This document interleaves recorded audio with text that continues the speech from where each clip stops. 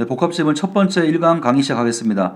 세 작품이 묶였는데 모두 고전 시가라고 하는 공통점은 있습니다만 첫 번째는 보리타작은 한시입니다. 그리고 저곡 전가 팔곡은 연시조고요. 세 번째 나온 논매기 노래는 민요가 됩니다. 그래서 각각 서로 다른 장르들이 묶여져 있습니다. 자, 우선 하나 말씀드리고 싶은 것은 이 세 작품 중에서 저곡 전가 팔곡이라고 하는 이 글은 특별히 눈여겨서 잘 좀 봐두시면 좋겠습니다. 제 생각에 왠지 올해 모의고사나 아니면 운 좋으면 수능에서라도 충분히 만날 수 있는 글이니까 이거는 특별히 공부하시면서 눈여겨보시고요. 물론 나머지 것도 안 중요하다는 말이 아니라 이것이 특별하게 좀 뭔가 눈에 띈다는 얘기입니다. 자, 그럼 일단 첫 번째 보리타작의 해제부터 봐가면서 설명을 해나가겠습니다. 우선 이 세 가지 글은 공통된 소재를 가지고 있죠. 이 세 개 모두 다 농사일과 관련된 이야기를 하는 글들인데 결은 조금 달라요. 첫 번째 보게 될 가글 같은 경우에는 농사일에 직접 참여하는 것이 아니라 농사하는 농민들의 모습을 관찰하고 있습니다. 가는 그런 거고요. 그 다음에 나하고 다 같은 경우에는 직접 농사일을 경험하고 쓰고 있어요. 나와 다는. 그래서 미리 말씀을 드리자면 세 글 모두 다 농사일과 관련되어 있는 글을 쓰고 있지만 결은 조금 다르다. 하나는 관찰하는 것이고 두 개는 직접 그 속에서 참여해서 경험한 바를 쓰고 있는 거라는 거고요. 자, 일단 보리타작의 해제부터 보겠습니다. 이 작품은 보리타작하는 농민들의 모습을 통해서 과거 벼슬을 했던 자신의 삶을 반성하고 있는 한 시라고 했어요. 그럼 일단 이 시에서 보여지는 하자의 기본적인 정서를 확인할 수가 있죠. 하자의 기본적인 정서와 태도는 반성 혹은 성찰하는 시예요.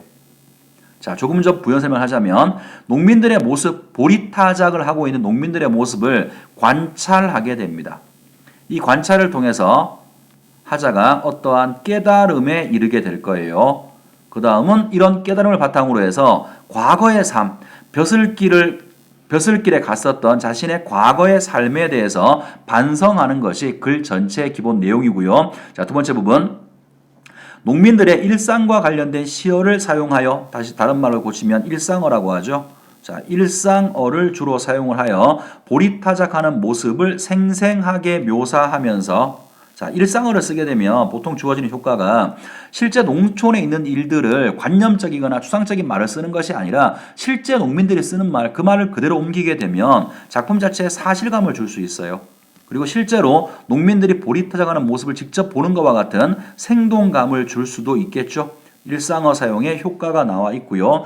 농민들의 건강한 삶을 사실적으로 관념적으로 표현하는 것이 아니라 사실적입니다. 이런 것들이 동시대에 다른 글하고 비교했을 때 요 글이 쓰여졌을 당시에 다른 양반들의 글과 비교했을 때 이 글이 가지고 있는 특징 가운데 하나예요. 사실적으로 표현하고 있다는 겁니다.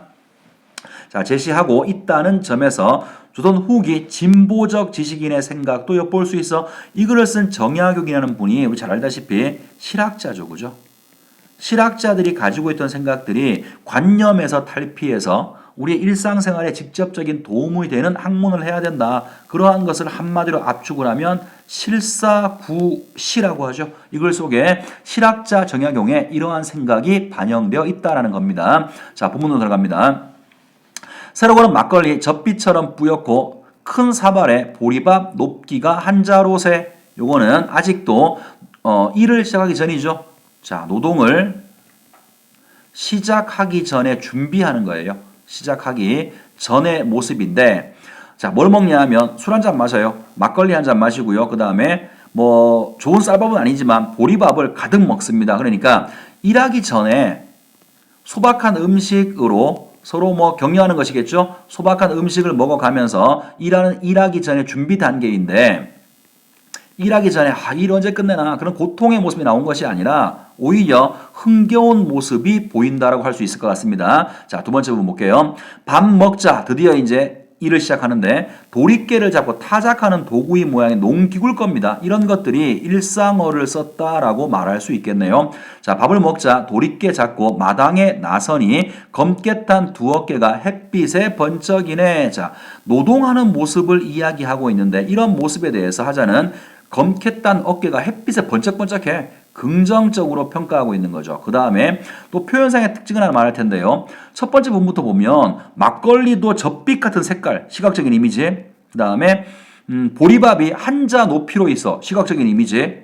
그 그 다음 또 뭐 있나? 검게 탄 어깨, 시각적인 이미지. 햇볕바다 반짝이네, 시각적인 이미지. 그러니까 우리가 느끼는 오감들을 달 쓰고 있다고요. 시각과 아직 안 읽었습니다만 청각적인 현상도 나오게 되고 청각과 시각 같은 어떤 우리가 느끼는 감각들을 사용을 해서 글에 생동감을 주고 있거든요. 그래서 오감 중에 하나를 쓰게 되면 보통 시에서는 감각적이라는 말을 쓰게 되는데 이거는 감각적 표현이 잘 쓰여져 있고요. 감각적 표현을 쓰게 되면 글 자체에 생동감을 주는 건 기본 공식이죠. 자, 그 다음에 옹해야 소리내며 발 맞추어 두드리니. 자, 옹해야 소리내어. 이거는 이 사람들이 지금 노동의 어떤 힘듦을 잊기 위해서 노래를 부르는 모습을 말하고 있는 거죠. 그 다음에 발 맞춰 두드린다고 하는 것은 뭐 타작하는 모습일 텐데 동시에 여기서 어떤 것들을 보여주냐면 농사일을 혼자 하는 게 아니죠. 마을 사람들이 모두 다 모여서 막걸리 한 잔 마시고 밥 한 끼 먹고 같이 일을 시작하는 거지. 그지? 이런 걸 통해서 우리가 농촌 공동체의 삶을 알 수 있다라고도 할 수 있을 것 같아요. 농촌 공동체 삶을 알 수가 있다. 자, 그 다음 삽시간에 볼이 나달 온 사방에 가득해지네. 주고받는 노랫가락 점점 높아지는데 점점 노동을 하면서 고통스러운 것이 아니고요. 흥겨움이 점점 더해가는 겁니다. 노랫가락은 높아지는데 보이는 것은 지붕에 나르는 볼이 티끌. 자, 노동의 결과물이 가득 생겨난 것이죠. 여기까지가 하자가 관찰하고 있는 거예요. 자, 다음 부분부터가 이제 이 시의 핵심입니다. 지금까지 본 것은 보리 타작을 하고 있는 농민들의 모습을 화자가 관찰한 거죠. 자, 이제 그 다음 부분은 읽어볼게요. 그 기색을 살펴보니 즐겁기가 짝이 없어 농민들의 마음이 몸의 노예가 되지 않았다라고 했죠. 자, 이제 그 다음 단계. 관찰 다음에 하자가 그걸 통해서 어떤 깨달음에 도달하게 됩니다. 아직 의미는 잠시 뒤에 설명을 할게요. 농민들의 삶은 마음이 몸의 노예가 되지 않았다라는 겁니다. 자, 그 다음 부분. 낙원이 먼 곳에 있는 게 아니야. 낙원 천국. 천국은 아마 이런 삶을 살아가는 농민들의 삶이겠죠.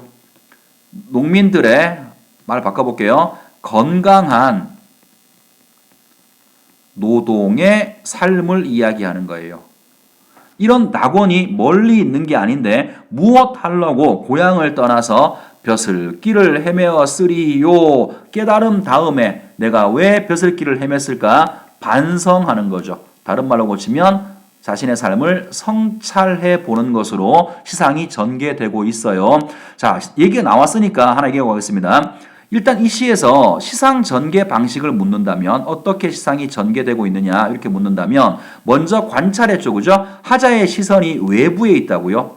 자기 밖에 있는 어떤 것을 관찰을 했고요. 그 다음에 깨달음하고 성찰을 하는 것은 하자의 내부의 모습이죠. 그래서 이런 선지를 만들 수 있어요. 이 시의 시상 전개 방식은 화자의 시선이 외부에서 내부로 이동하고 있다라고 말할 수 있다고요. 이해하셨죠? 하자의 시선이 외부에서 내부로 이동하고 있어. 근데 이런 말을 문제에 따라서는 다른 용어를 표현해요. 들어봤을 겁니다. 먼저 경치를 표현하고 후 나중에 화자의 정서를 드러내는 방식. 선경후정의 방식을 풀면 화자의 시선이 외부에서 내부로 이동하고 있다라고 말할 수가 있는 겁니다. 자, 나온 김에 시상 전개 방식 하나 기억하시고요. 선경후정의 방식은 이 시만 그런 것이 아니라 한시에서 가장 흔하게 쓰는 시상 전개 방식인데 이 시도 동일한 방식을 쓰고 있습니다. 자, 이 선생이 마지막 한 부분을 설명하면 돼요. 자, 마음이 몸의 노예가 되지 않았어. 이게 도대체 무슨 말인지 봅시다. 농민들의 삶을 정리해 보자면 농민들은 하자가 평가했죠. 얘들은 마음이 몸의 노예가 안 돼서 이 말은 마음과 몸이 일치한다는 말이에요. 잘 와닿지가 않죠. 말 바꿔볼게요. 하고 싶은 일이야. 하자가 농민들이 지향하는 삶, 얘들의 소망 이거하고 얘들의 몸 현실, 얘들이 놓인 현실 혹은 얘들의 삶 이것이 같더라는 거지. 하고 싶은 일을 하며 산다라는 뜻이에요. 그러니까 농민들의 이런 삶은 낙원이라고 긍정적으로 평가를 한 거죠. 반면에 이거하고 대비되는 것이 화자의 과거의 삶이죠. 자, 화자는 벼슬길에 나가서 살아왔다라고 표현했는데 그럼 이런 말이네. 이 말을 또 다시 집어서 얘기하면 화자는 마음이 몸의 노예였다라는 말이죠.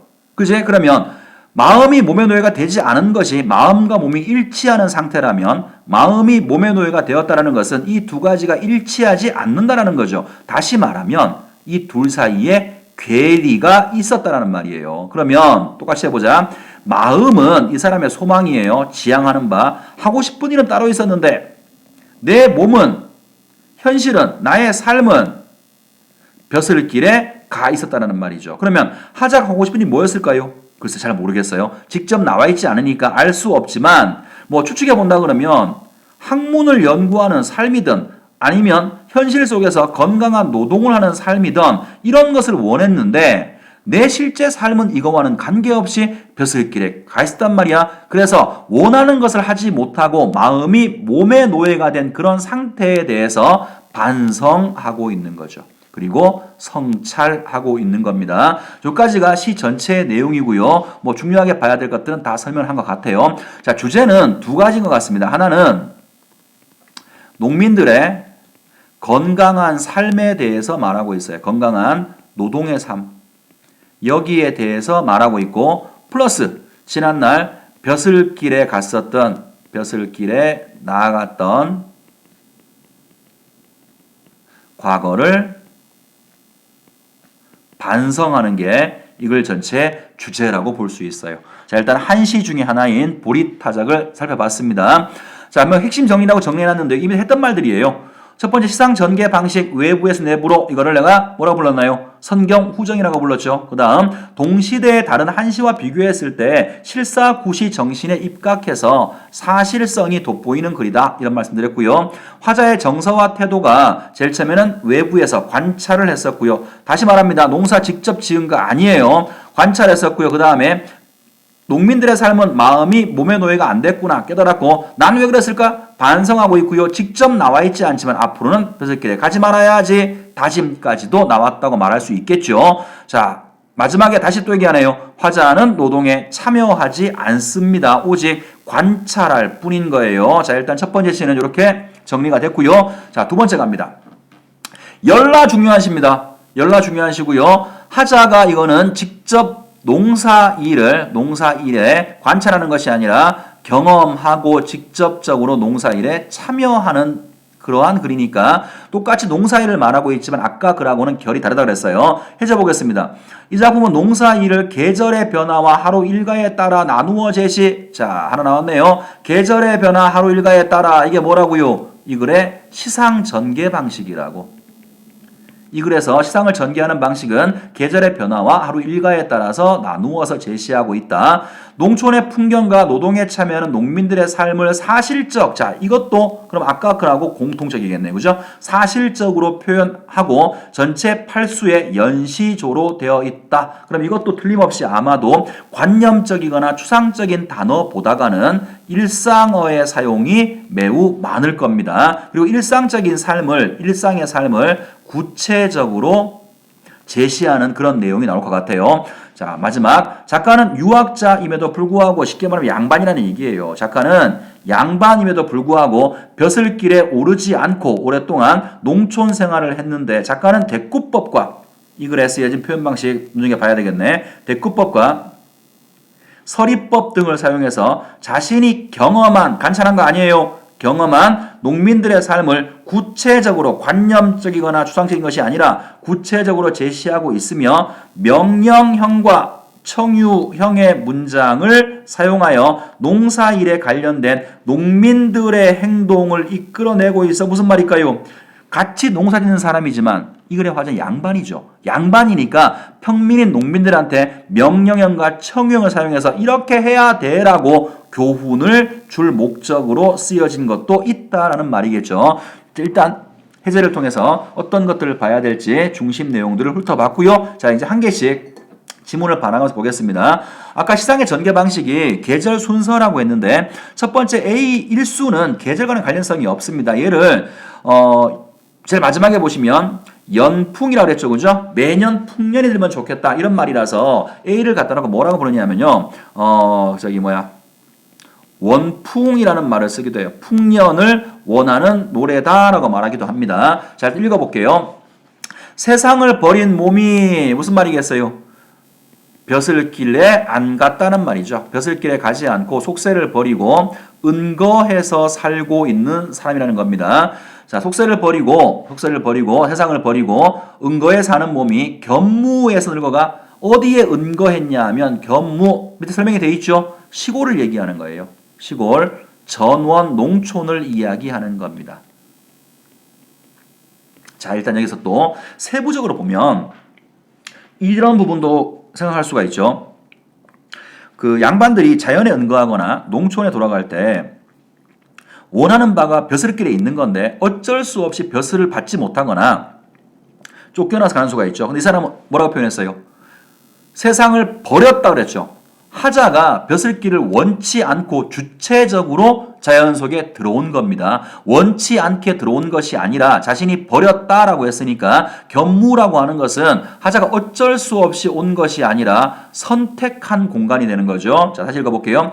세상을 버린 몸이 견무 시골에서 늙어가니 바깥 일은 내가 모르고 하는 일이 무엇인가? 자, 바깥 일 이게 뭐겠어요? 세상과 같은 말이죠. 내가 하자가 관심이 없는 거예요. 나는 바깥 일은 관심이 없고 내가 무슨 일을 하고 있는가? 무슨 일을 하고 있냐 하면 그게 밑에 나와요. 밑에. 이 중에서 자, 요거는 시골 견무에 있으면서 시골 속에 있으면서 우국선심은 연풍을 원하노라. 자, 나는 속세를 버리고 자연 속에 들어와서 내가 원하는 바는 나라를 위해서 연풍 매년 풍년이 들기만을 바라노라 이렇게 말하고 있는 거죠. 그러니까 이것이 하자가 자연 속에 들어와서 열심히 농사를 짓는 것, 농사를 짓고 풍년을 만들어내는 것, 이것이 자신의 소임이라고 밝히고 있는 거죠. 자, 일단 일수는 계절과는 무관하게 하자가 자연 속에 들어와서 내가 나라를 위해서 열심히 할 수 있는 일은 농사 짓는 일이다. 자신의 소임을 밝히고 있는 겁니다. 자, B부터 이제 계절이 나올 거예요. 농인이, 자, 농부가 와서 이르되 말하기를 봄이 왔네. 자, 계절감 나와 있죠. 봄이 왔네. 밭에 가세. 청유형이죠. 이런 게 청유형이에요. 자, 봄이 되었으니까 지체하지 말고 꾸물거리지 말고 밭에 가세. 앞집에서는 볼을 잡고 뒷집에서는 따볼을 내내. 자, 농사 일을 하러 가기 위한 준비 과정이죠. 여기서 저도 본 적이 없는데요. 소보하고 따보라고 하는 것이 이게 농기구랍니다. 그러니까 일상어를 쓰고 있는 거죠. 농민들이 실제로 쓰고 있는 일상어들을 사용해서 글 전체에 사실감을 주거나 아니면 현장감을 준다라고 말할 수가 있고요. 자, 그 다음 또 하나. 아까 해제에 나왔으니까 보고 갑시다. 표현 방식이 있죠. 앞, 뒤 문장이 서로 대응된단 말이에요. 자, 앞집의라는 말이랑 뭐가 대응돼요? 뒷집의가 대응되죠. 그 다음에 소보 잡고랑 뭐가 대응되나? 당연히 따보 잡고가 대응이 되죠. 이렇게 구절끼리 대응되는 것을 대꾸법이라고 하고 이 부분이 대꾸법이 쓰여진 가장 대표적인 문장이 되겠습니다. 자, 뒷부분 두어라. 내 집부터 하랴 남하니 더욱더 좋다. 내 집 농사일부터 먼저 하지 않고 남의 집 농사일부터 먼저 한 다음에 그 다음에 내 집 일을 하겠다라는 거죠. 그죠? 그러니까 이거는 아까 가에도 비슷한 게 나왔었는데요. 농촌 공동체. 다시 쓸게요. 서로 위하는 농촌 공동체의 삶의 모습이 드러나 있다라고 볼 수 있고요. 이수는 봄에 농사를 시작하는 모습이고 이 속에는 이제 봄이 왔다고 누가 알려줬어. 그래서 지체하지 않고 농기구를 준비해서 농사일을 나가게 되는데 급하다고 해서 내 집부터 농사를 짓는 것이 아니라 남의 집부터 먼저 농사를 짓는 농촌 공동체의 모습이 드러나 있고 그런 것을 하자는 좋다라고 긍정적으로 만족하면서 평가하고 있는 겁니다. 자, 다음 갑니다. 여름날 더울 적에, 자, 계절 바뀌었습니다. 여름날 더울 적에 단따히, 자, 햇볕에 달아오른 단 땅이죠. 그죠? 단 땅이, 햇볕에 달아오른 땅이 불이로다, 불 같다고요. 불이로다, 매우 덥다라는 말이겠죠. 밭고랑을 매자고 하니 땀이 흘러서 땅에 떨어지네. 자, 계속 지금 뭘 말하고 있냐면 여름에 노동의 어려움을 말하고 있어요. 농사일에 어려움 말하고 있어. 자, 하나 주의할 것은 농사일이 어려워. 그러니까 난 피하고 싶어? 부정적이야? 뻑큐 이런 거 아니라고요. 농사를 짓는 과정 중에 이런 어려움이 있다라고 말하고 있는 것이지 이 농사를 회피하고 싶거나 그런 마음이 있는 것이 아닙니다. 자, 다시 볼게요. 밭고랑 매자고 하니 땀이 흘러서 땅에 떨어지네. 어서와! 이거는 감탄사예요. 아, 이런 거니까 아무 뜻은 없습니다.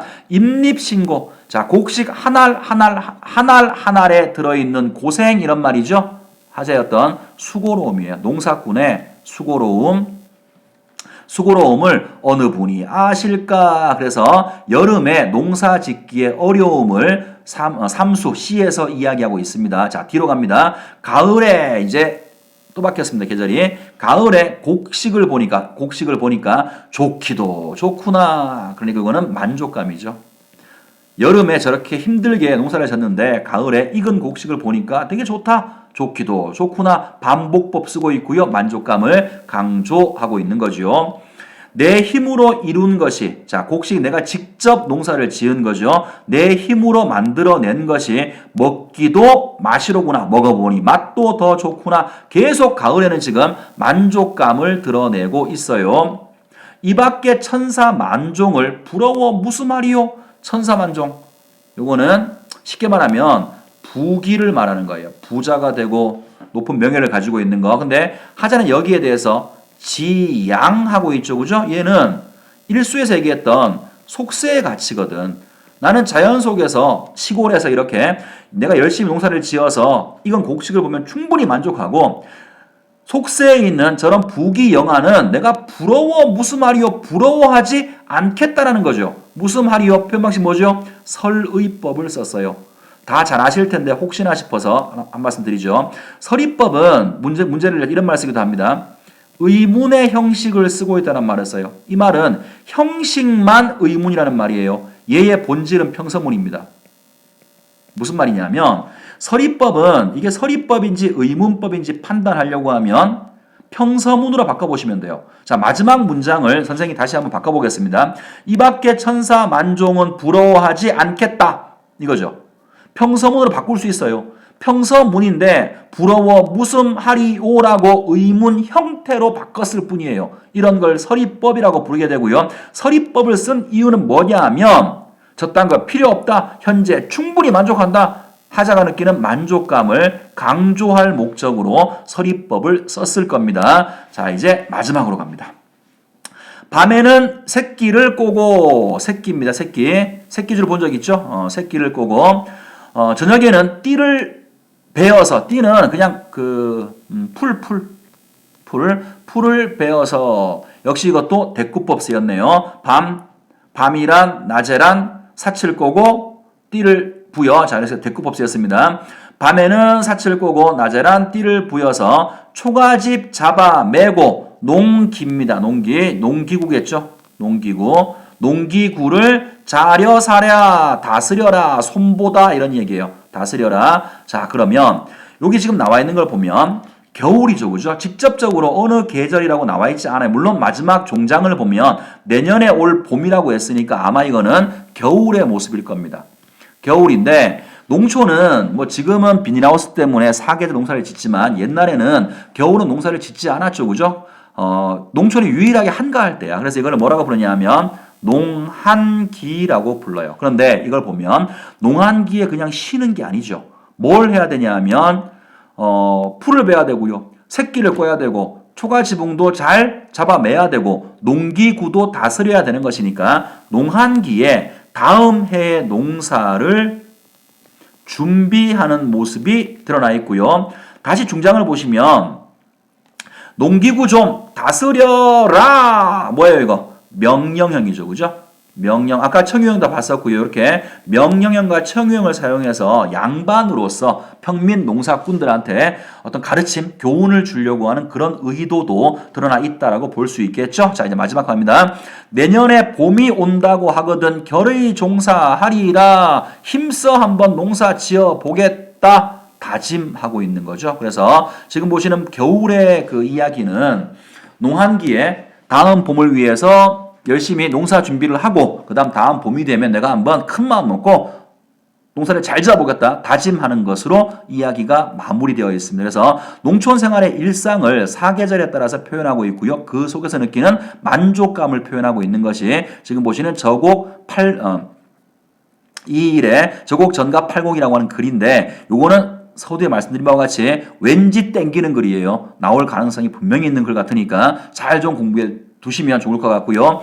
자, 정리해 볼까요? 계절 순서에 따라 일상 전개하고 있다. 여러 번 말씀을 드렸고요. 그 다음에 농촌의 일상에 대한 서술을 하고 있는데 농사일을 직접 참여하고 있고 이런 상황에서 사실적으로 구체적으로 일상의 모습을 제시하고 있다. 하자의 어조는 청유형과 명령형을 쓰는 부분들이 있는데 왜 그러냐 하면 농사꾼들한테 교훈을 전달할 목적으로 그런 것이다. 마지막으로 또 나왔네요. 일상어 같은 것들이 많이 쓰여지고 있다. 이런 것들이 아마 포인트가 되지 않을까 싶고요. 물론 여기 선생님이 안 적어놨습니다만 이게 시잖아요. 그죠? 시니까 각각의 연에서 하자가 보여주는 어떤 정서들 이런 것들은 항상 잘 정리를 해 두셔야 되겠죠. 자, 이제 마지막으로 갑니다. 마지막은 논매기 노래라고 하는 것이고요. 앞에 가와 나가 양반이 쓴 것이라 그러면 요거는 평민들이 부르는 것이니까 평민문학이고 장르는 민요입니다. 민요 가운데에서 노동요라고 볼 수 있겠죠. 그래서 뭐 이것이 어떤 가창 방식으로 불려지고 있고 어떤 기능을 하는가 뭐 그런 것들은 뒤에 문제에 나오니까 그때 따라 설명을 드리도록 하고요. 일단 먼저 이 글은 가창 방식이 선후창의 방식이에요. 먼저 선소리꾼이 노래를 부르게 되면요. 그 다음에 뒤에 나머지 사람들이 따라 불러요. 후창. 물론 똑같이 따라 부르는 게 아니라 그 다음 부분을 부르는 거죠. 그래서 먼저 앞에 부르고 그 다음 부분을 부르는 선후창의 방식으로 노래가 진행이 됩니다. 자, 해제 볼게요. 이 작품은 충청북도 영동 지방에서 불린 민요로 농민들이 논에서 김을 맬 때 별거 아니고요. 잡초 뽑는 겁니다. 잡초를 뽑을 때 부르는 노동요이다. 자, 성격은 노동요다. 선소리꾼이 먼저 노래를 부르면 이 글 속의 선소리꾼은 산이라고 나오죠. 선소리꾼이 먼저 노래를 부르면 다른 사람들이 후렴구를 부르고 나왔네요. 여기 선후창의 방식으로 농사를 짓는 민중의 소박한 삶뿐 아니라 힘들고 고된 농사일에 즐거움을 느끼던 선인들의 모습도 확인할 수가 있다. 글쎄요. 즐거움을 느낄지 모르겠습니다만 어쨌든 간에 흥겹게 농사를 짓는 모습이 드러나 있기는 합니다. 자, 1년부터 한번 봐나갈게요. 자, 잘하고 자로하네 A요 산이가 자로하네. 일단 여기서 A요 같은 경우에는 이건 그냥 뭐 여음구니까 얘를 빼고 나면 잘하고 자로하네 글자 3개, 4개 이것도 산이가 자로하네 글자 3개, 4개죠. 그죠? 그러니까 먼저 운율부터 본다 그러면 음수율은 글자 수를 따지는 음수율은 주로 3, 4조로 구성이 되어 있고요. 그 다음 음보를 보면 끊어읽기의 단위 음보율을 가지고 보면 잘하고 자로하네 산이가 자로하네 사음보죠. 일단 먼저 운율부터 정리하고 시작합니다. 자, 일단 먼저 제일 첫 번째 선창자가 잘하고 자로하네 같이 시작을 해가지고 선창을 이렇게 합니다. 선창을 자, 이봐라 농부들아 내 말을 듣고 이봐라 일꾼들아 내 말을 듣소. 일꾼들을 부르는 거죠. 호명하면서 이제 관심을 유도하는 겁니다. 같이 농사 지어보자 노래 불러보자 관심을 유도하고 그랬더니 이제 나머지 사람들이 전부 다 떼창을 부르는 거죠. 후창입니다. 후창을 부르는데 잘하고 자루하네 에이요 산이가 자루하네 잘하고 잘한다 우리 선창꾼 노래 잘한다 뭐 이런 말이겠지 그지? 자, 그 다음에 두 번째 하늘님이 주신 복에 편편옥토 아닌가 역시 선창이죠. 이제 더 안 쓸게요. 그 다음은 후창입니다. 그런데 뭐가 드러나냐면 이 사람들이 농사꾼이잖아요. 그죠? 자신들이 농사를 짓는 이 땅이 편편옥토라는 거야. 기름진 땅이라는 거죠. 그 다음에 이 땅은 누가 줬냐 하면 하느님이 준 거야. 그러니까 자신들은 하느님이 시키는 일을 하는 사람들이라는 거죠. 그러니까 자신들이 농사를 짓는 자신들의 삶에 대해서 자부심이 드러나 있어요.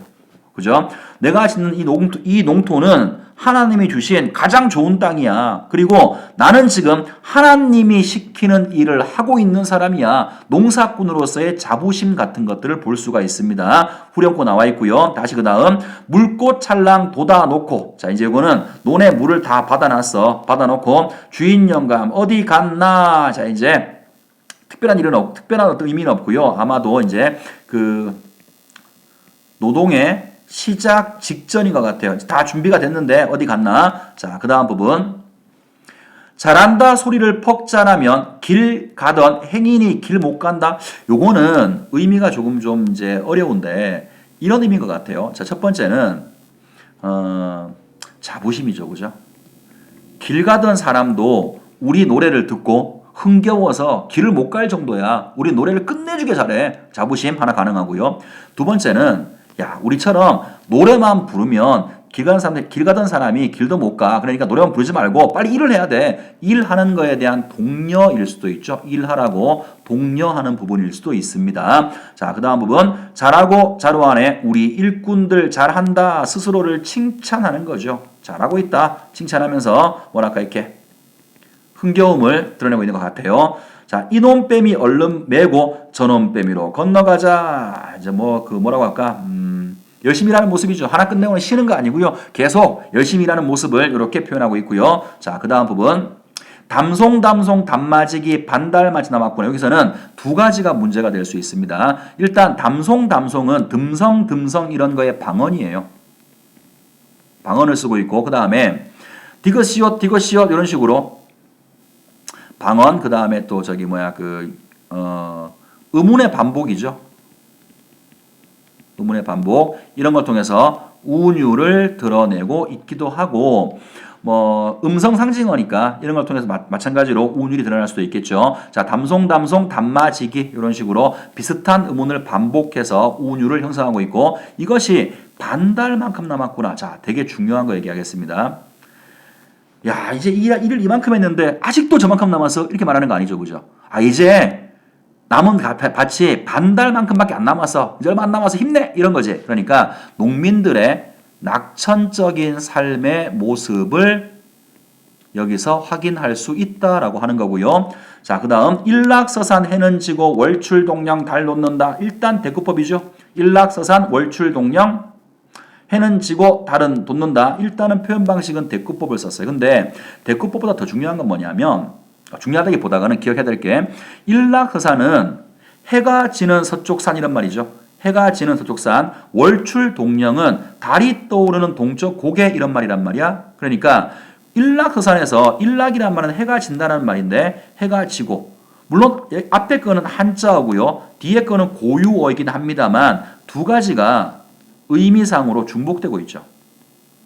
마찬가지로 월출 달이 떠오른다는 말이잖아요. 한자말이고 달이 오른다는 건 고유어지만 이 두 가지가 역시 마찬가지로 중복되어 있어요. 그래서 이런 것들이 구비문학의 특징일 수도 있고요. 그 다음에 이러한 어떤 반복을 통해서 운율을 형성하고 있다라고도 말할 수가 있겠네요. 자, 잘하고 자로하네 에이요. 산이가 자로한다. 잘하고 자로하네 에이요. 산이가 자로하네. 잘하고 못하는 건 우리 일꾼들 솜씨로다. 농사가 잘 되고 못 되는 건 다 우리한테 달렸어. 자부심이죠, 그죠?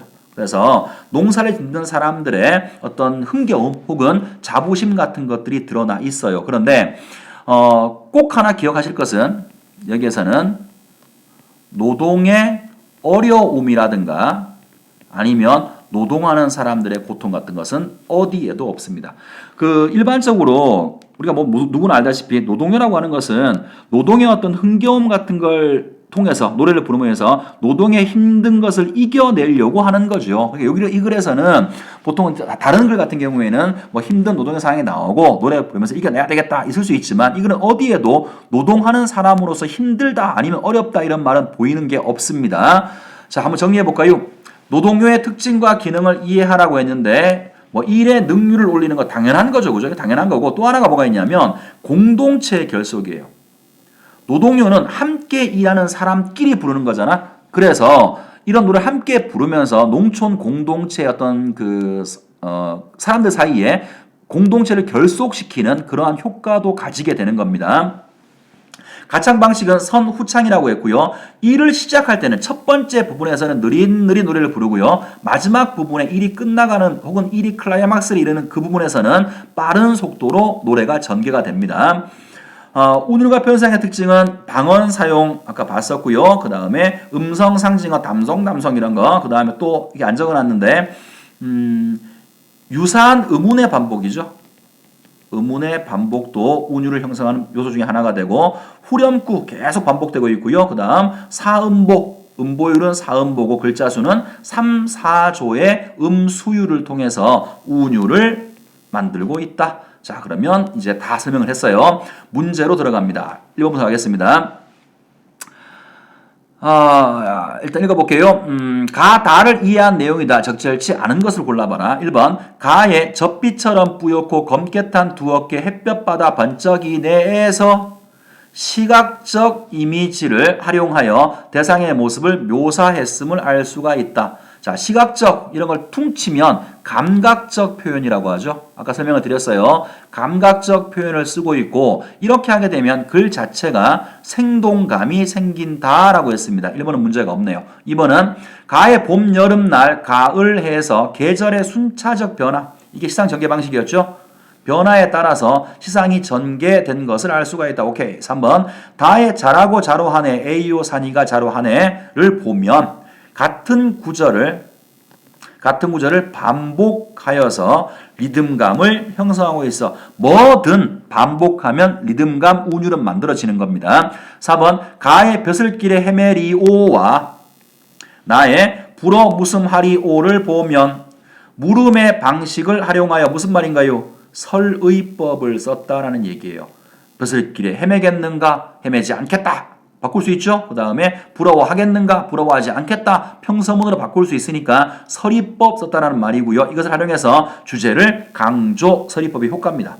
자, 5번은 나의 앞집과 뒷집, 다의 이놈빼미와 저놈빼미를 보면 대비적 시어를 활용했다. 자, 앞과 뒤, 이것저것 그럴 수 있을 것 같아요. 이거는 그렇다고 치자고요. 그런데 문제는 활용하여 화자가 이동한 공간을 제시했다고요.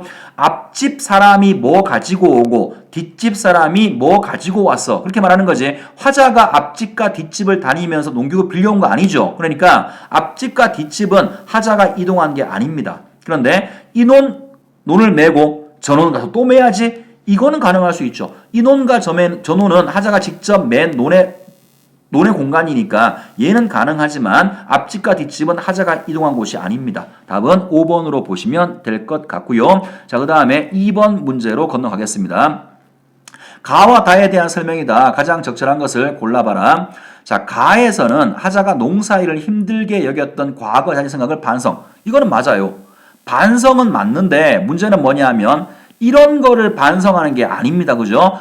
벼슬길에 갔던 것을 반성하는 것이니까 1번은 틀렸죠. 자, 2번은 가에서는 농민들이 노동의 즐거움을 느끼기에는 해야 할 일이 많다는 거에 대한 안타까움을 드러내고 있어.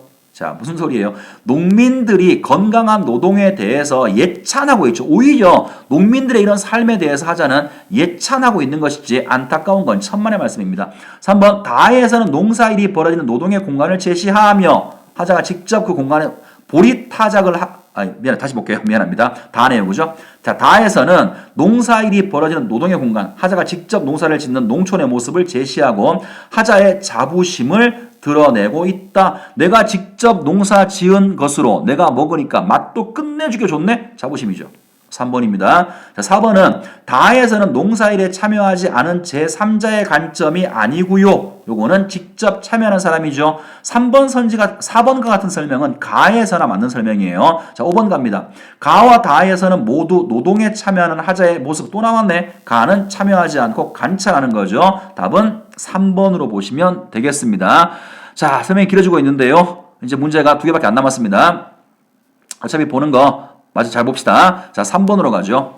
자, 3번 문제는 자, 또 뭘 물었는지 문제부터 보겠습니다. 자, 3번 문제는 A, 이에 대한 이해다. 적절치 않은 거. 자, 확인해 보죠. A, 자신의 현재 처지를 언급하며 풍년을 원하는 이유를 제시하고 있어. 그 농촌에 와 있죠. 속세를 버리고 농촌에 와 있는 현실을 말하고 있고 풍년을 원하고 있어. 우국성심은 연풍이라 했죠. 그죠? 내가 원하는 바는 나라를 위해서 내가 충성심을 다해서 원하는 바는 풍년이 되기를 바란다. 이렇게 얘기해서 이름을 붙일 때 풍년을 원한다 그래서 원풍이라고 했어요. 일단 1번은 문제가 없네요. 2번 인물의 발화와 구체적 사물을 언급하여 농사꾼이 와가지고 봄이 왔다 발화 언급했죠. 그죠? 농사꾼의 말. 그 다음에 사물 농기구를 언급했습니다.